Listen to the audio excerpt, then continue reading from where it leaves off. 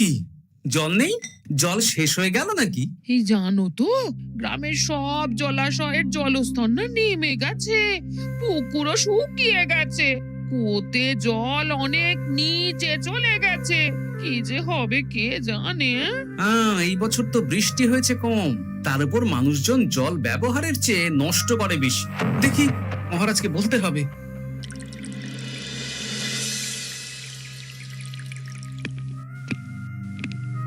এই তো গোপাল এসে গেছো। শুনেছো রাজ্যে সকল জলাশয়ে শুধু শুনিনি, চাক্ষুষ দেখেছি, আর এর কারণ ও তার সমাধানও ভেবে এসেছি মহারাজ। তুমি কি বলতে চাইছো সেটা বলো না খোলসা করে। মহারাজ, আসন্ন দিনে জলাভাব মেটানোর একটাই উপায়, তা হলো প্রজাদের উপর কর চাপানো। মহারাজ, আমার ঠাকুরদা বলতেন, যা মেলে মূল্য বিনে তার মূল্য কে আর জানে। আমরা যেহেতু জলের মতো এত মূল্যবান সম্পদ বিনামূল্যে পাচ্ছি, তাই একে গুরুত্ব দিতে শিখিনি। সবাই মিলে দেদার জলের অপচয় করছি। আমি এই অপচয়ের বিরুদ্ধে কর বসানোর পরামর্শ দিচ্ছি মহারাজ। জলের জন্য দেবে দাম, ছুটে যাবে কাল ঘাম। হ্যাঁ, যখনই জলের জন্য কর দিতে হবে, তখনই জলের অপচয় বন্ধ হবে। এতে লাভটা কি হবে গোপাল? মানুষ কম জলে কাজ করা শিখে যাবে, ফলে আগামী দিনে যদি জল সম্পদ কমেও যায়, এই কৃষ্ণনগরের প্রজারা আগে থেকেই তার জন্য প্রস্তুত হয়ে যাবেন। কিন্তু আমি আমার প্রজাদের কাছ থেকে জলের দাম নেব গোপাল? না মহারাজ, কর বাবদ যে অর্থ উপার্জন হবে, তার সাথে আপনার দান মিলিয়ে রাজ্যের মধ্যে একটা বিরাট কৃত্রিম জলাধার বানানো হবে, বাহ বাহ বাহ। যেখানে বৃষ্টির জল সংরক্ষণ করা যাবে মহারাজ। এতে সারা বছর ধরে আর কোনো জলের অভাব থাকবে না মহারাজ। গোপালের প্রস্তাব বড় ভালো লেগেছে। আগামী দিনে ইতিহাসে এই কর্মযজ্ঞের কথা লেখা থাকবে বলে আমার বিশ্বাস। আর তাই আমি গোপালকে এই মুহূর্তে 50টি স্বর্ণমোহর উপহার দেব বলে ঘোষণা করছি। সাধু সাধু সাধু।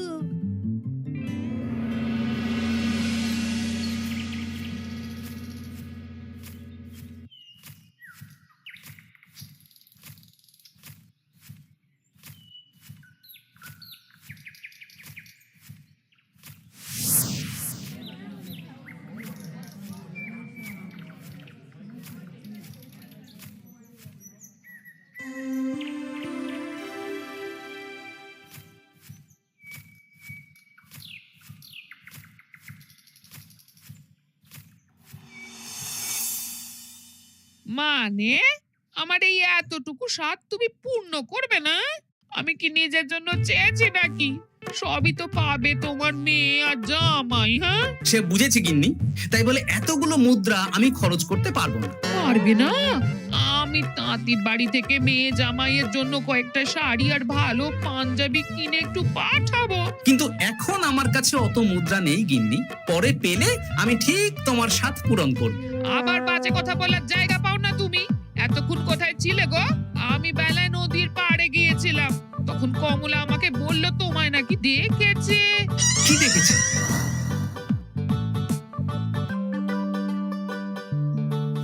কোথায় গেল? এত বড় মুদ্রা থলে কি হাওয়াতে উবে গেল নাকি? এই রে, এ তো মহা ঝামেলা। কখন কি যে গিন্নিকে খবর দিচ্ছে সেটা টেরও পাইনি। বলি মুখে কুলু পাটলে যে বড়। বলি রাজা মশাইয়ের কাছ থেকে যে এত রোজগার করো, সেই মুদ্রা যায় কোথায়? আহ, কানের মাথা খেও না তো। আমি কি তোমার কোনো কিছুর অভাব রেখেছি? বলো একবার। খাওয়া পড়া কোনো কিছুর তো কোনো খামতি নেই তোমার। মানছি রাখোনি, কিন্তু তাই বলে আমিও তোমার স্ত্রী, তোমার গিন্নি গো, গিন্নি, তাই না? আমার তো জানার অধিকার আছে নাকি যে তোমার উপার্জনের অর্থ করি সব কোথায় যাচ্ছে? জানবে জানবে, সব জানবে। এখন কিছু খেতে দাও দেখি, পেটে ছুঁচোয় ডন বৈঠক মারছে। না, এরপর থেকে আর মহারাজের কাছে উপহার পেলে ওইভাবে খোলা হাটের মধ্যে দিয়ে আসা যাওয়া করা যাবে না।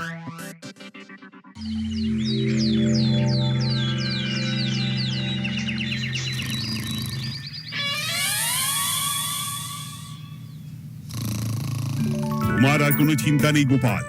আমি তোমার মাসোহারা তো বাড়িয়ে দিলাম, সঙ্গে প্রত্যেক দিন তুমি 10 মোহর করে পারিতোষিক পাবে। এই নাও।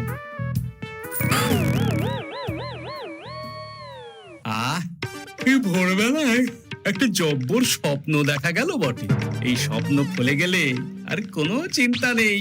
গিন্নি, ও গিন্নি, বলি গেলে কোথায়? গিন্নি, সাড়া নেই। ও গিন্নি, রাগ করলে নাকি গো? আরে এসো এসো, এমন একটা স্বপ্ন দেখেছি না যে তোমার আর কোনো চিন্তা থাকবে না গিন্নি। মোহর আর মুদ্রা একেবারে ঝরে পড়বে গো।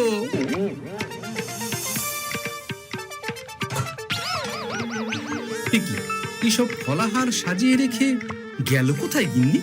নিজের বাপের বাড়িতে তো যাবে না, কেউ নেই সেখানে। মেয়ের বাড়ি গেল নাকি? না, মেয়ের বাড়িতে তো গিন্নি যায় না। তাহলে না না, খালি পেটে এত ভাবতে পারছি না। আগে মুখ হাত ধুয়ে এসে কিছু খেয়ে নি, তারপর দেখি গিন্নি কোথায় গেল। না, গিন্নিকে তো কোথাও দেখলাম না। গেল কোথায়? যাকে আগে রাজবাড়িতে তো যাই, ফেরার সময় না হয় আবার খোঁজ নেব, ততক্ষণে ফিরেও আসতে পারে।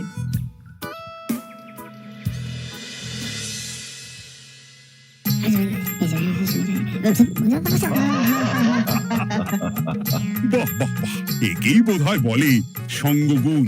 অনেকদিন এত হাসি নিয়ে। যা বলেছেন মহারাজ। হাসির চোটে পেটে ধরছে খিল।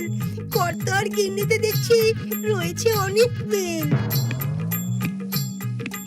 কি গিন্নি, তুমি এখানে কি করছো? কি গোপাল, তুমি রাজসভায় এলে যে বড়? তুমি নাকি রাজসভার কাজ থেকে অবসর নিতে চেয়েছো? হ্যাঁ, এই কথা কে বললো মহারাজ? এই তো উনি বললেন। বলি আমি আবার কি করব?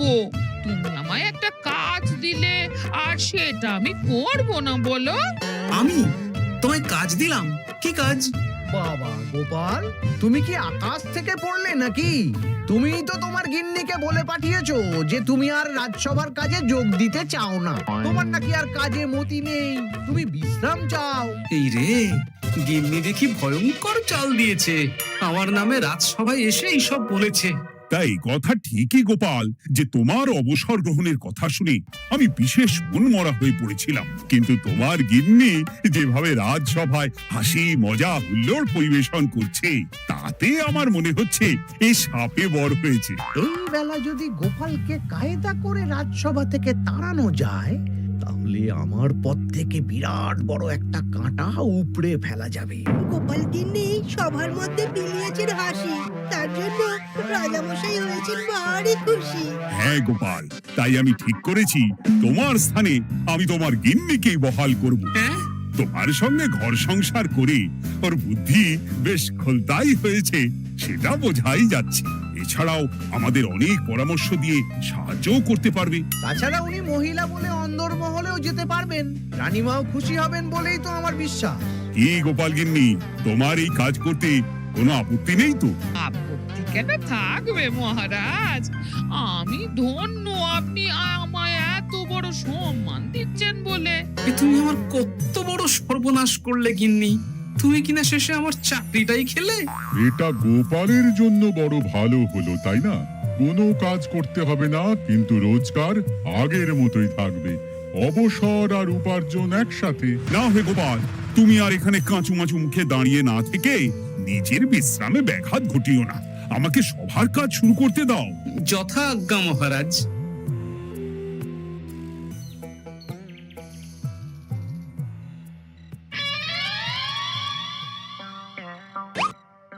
মানে মহারাজ সমস্যার সমাধান করতে দিয়েছেন তোমাকে, আর তার উত্তর দেব আমি? কেন? তুমি আমার চাকরি খাবে আর তোমার সেই চাকরি রাখার দায় নেব আমি? হ্যাঁ হ্যাঁ, নেবে। মানে কাল রাজসভায় মহারাজের সমস্যার সমাধান করব, সেই মতো কথা দিয়ে এসেছি। হ্যাঁ, আগাম 10টা মুদ্রাও বাগিয়ে এনেছি। তার থেকে তোমায় একটা মুদ্রা দিলাম। এখন মানে মানে আমাকে উত্তর বলে দেবে, না হলে আমি কেন দেব? আমি পাবো একটা মুদ্রা, আর তুমি আমার কাছে উত্তর জেনে নিয়ে সেটাই বলে পাবে 9 মুদ্রা। কিছুতেই না। বলবে না? না। তাহলে ভালো করে শুনে রাখো, আজ থেকে ঘরের উনুনে হাঁড়ি চড়বে না। চাকরি তো খুইয়েইছ, এবার না খেয়ে প্রাণটা খোয়ানোর জন্য তৈরি হয়ে যাও। হ্যাঁ। ওরে বাবা, এমন কথা কেন বলছো গো গিন্নি? তুমি তো জানো যে খিদে একদম সহ্য করতে পারি না। এখন যদি তুমি এইসব বলো, তাহলে আমার রক্ষে নেই গো। বেশ, তা তাহলে আমি যা জানতে চাইছি শ্বশুর শ্বশুর করে বলে ফেলো দেখি। এ আমি কি শাঁখের করাতে পড়লাম রে বাবা। ঠাকুর, এত দুর্ভোগ লেখা ছিল, ঘরে বাইরে সব জায়গায় এত হেনস্থা যে সহ্য করা যায় না ঠাকুর।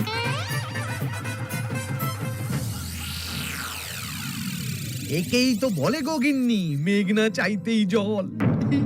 এতদিন কতভাবে চেষ্টা করেছি গোপালকে রাজসভা থেকে তাড়াবার, আর গোপাল নিজেই কিনা রাজসভা থেকে পালিয়ে গেল। সব বলছো? তোমার শরীর ঠিক আছে তো? শরীর মন সব ঠিক আছে, তবে গোপালের বদলে কাকে বহাল করা হয়েছে শুনলে তোমার মাথা ঘুরে যাবে।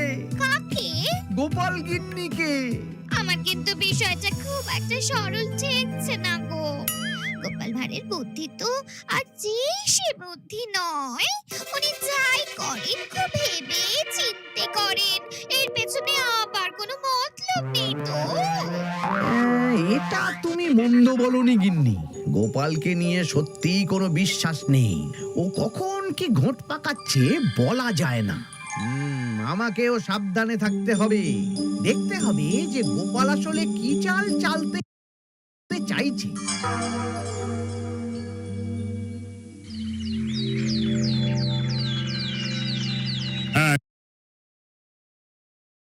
হ্যাঁ গোপাল গিন্নি, এই একটাই প্রশ্ন আমায় সারা রাত ধরে জাগিয়ে রেখেছে। মানুষ মরে ভূত হয়, ভূত কি মরে? তাহলে ভূত মরলে কি হয়?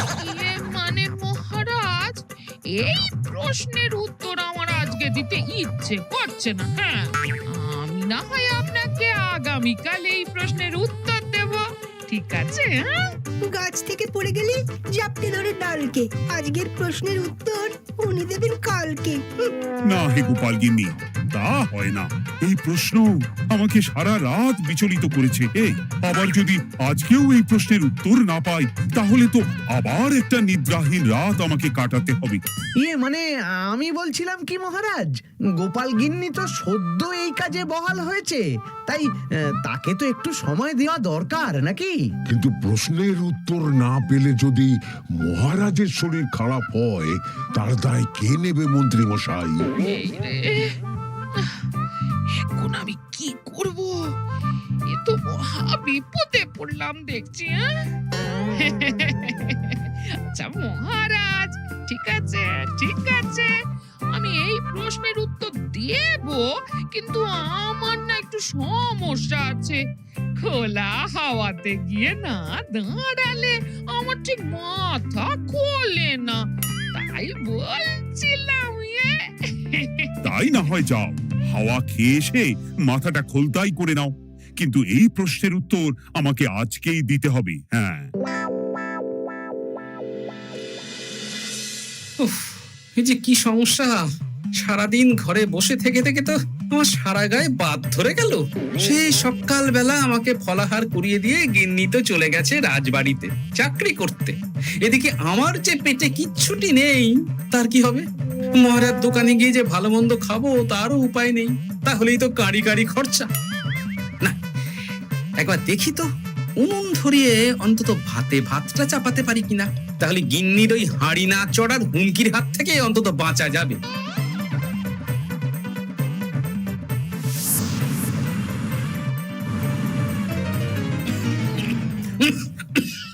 ও বাবা গো, ও বাবা, এত কেসে কেসে সোজা শেষ যাত্রা হয়ে যাবে আমার।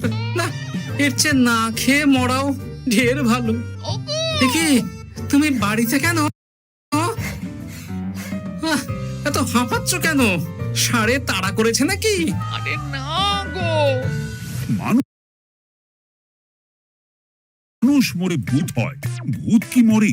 তাহলে ভূত মরলে কি হয়? খোলা হাওয়াতে গিয়ে না দাঁড়ালে আমার ঠিক মাথা খোলে না।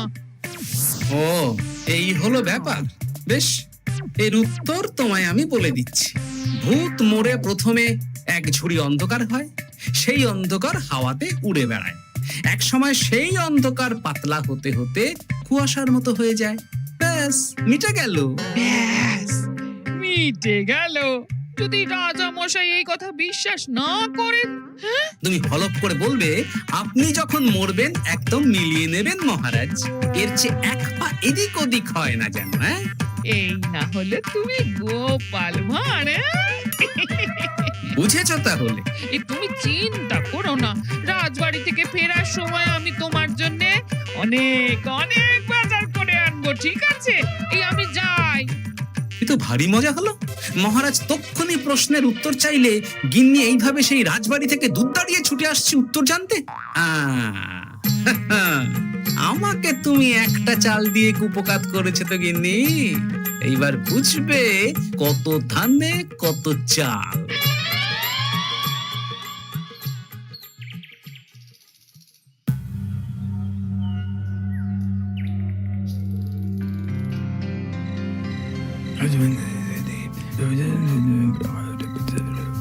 বুঝেছিস তো তোর কাজটা? খুব বুঝেছি গোপাল দাদা। নেই, এবার লেগে পড় দেখি।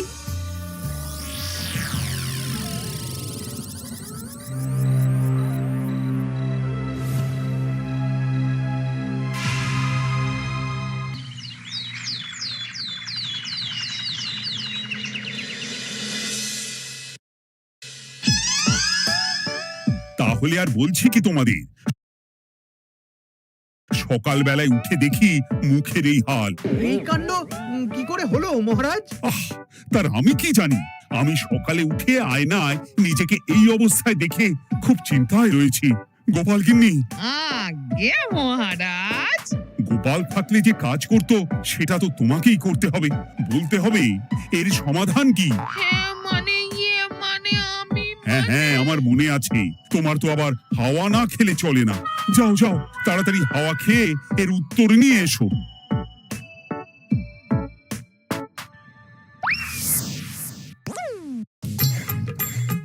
এই জন্য তুমি এত দূর ছুটে এলে গিন্নি? মহারাজকে বলবে যে তিনি যেন আজ রাতে চাদরটা মুখে ভালো করে মুড়িয়ে ঘুমোন, তাহলেই মিটে যাবে, এই রং চলে যাবে, আর নতুন করে কিছু হবেও না। ও মা, বলি এত সোজা সমাধান? তা নয় তো কি?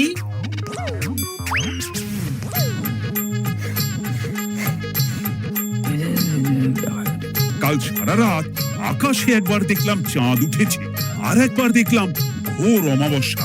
এর কারণ কি? একই রাতে দুই তিথি হয় কি করে? মানে আর একটা সমস্যা, হ্যাঁ, এটা আগে বললেই তো হতো মহারাজ।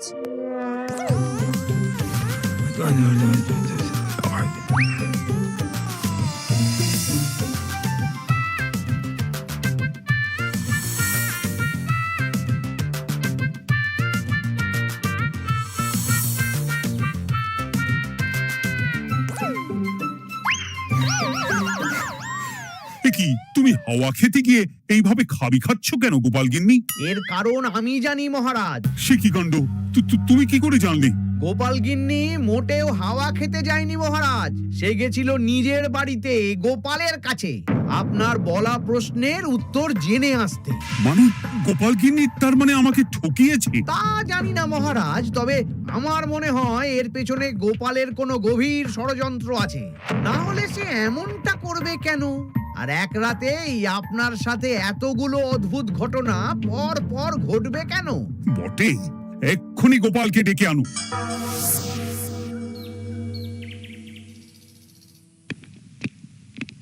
না মহারাজ, আমি সত্যি অবসর চেয়েছিলাম, আর তাই আমার গিন্নি আপনার কাছে এসে বলেছিল। ওর কোনো দোষ নেই মহারাজ। না মহারাজ, আমি মিথ্যে কথা বলেছি। হ্যাঁ, উনি আপনার কাছ থেকে পাওয়া সোনার মোহর নিয়ে বাড়ি যান না, তাই আমি ওকে শায়েস্তা করতে এই ফন্দি করেছিলাম। আসলে মহারাজ, আমি আপনার কাছ থেকে পাওয়া সোনার মোহর জল প্রকল্পের কাজে লাগাবো বলে কিছু জনকে নিয়ে একটা দল গঠন করতে গিয়েছিলাম, আর তাদের কাছেই ওগুলো রেখে এসেছি। এটা যদি আমার দোষ হয় তাহলে আমি ক্ষমা প্রার্থী মহারাজ। সাধু গোপাল, সাধু তোমার উত্তর। এই কাণ্ড! আর এদিকে রাজ রাজবাড়ি থেকে বাড়ি আর বাড়ি থেকে রাজবাড়ি করতে করতে আমার প্রাণ ওষ্ঠাগত হয়ে গেছে মহারাজ। ওহ, আমার ঘাট হয়েছে, আপনি আমায় ক্ষমা করে দিন মহারাজ। এইবার মজার টের পেয়েছ তো গিন্নি? আপনি আপনার আদরের গোপাল ভাঁড়কেই তার চাকরি ফিরিয়ে দিন মহারাজ। আমি যাই আমার হেসেল সামলাতে। কেলে পচা খুব ভালো করেছে বলতে হবে।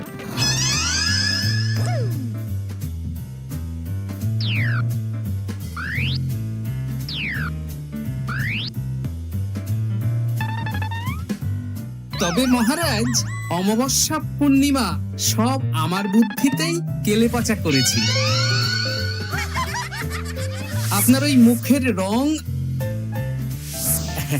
ওটি একটি বিশেষ রং যার আয়ু একদিন, তাই ওটা এমনিই মিলিয়ে গেছে। হ্যাঁ, সেই বরং ভালো। তুমি তোমার গিন্নিকে নিস্তার দাও গোপাল, তাছাড়া আমিও আমার গোপালকে ছেড়ে আর থাকতে পারছি না। যথা আজ্ঞা মহারাজ। আমারও যে আর এই অবসর ভালো লাগছে না মহারাজ। গোপাল ছাড়া রাজসভা যে লাগে ফাঁকা ফাঁকা, তাই তো আবার চাকরিতে তাকে বহাল রাখা।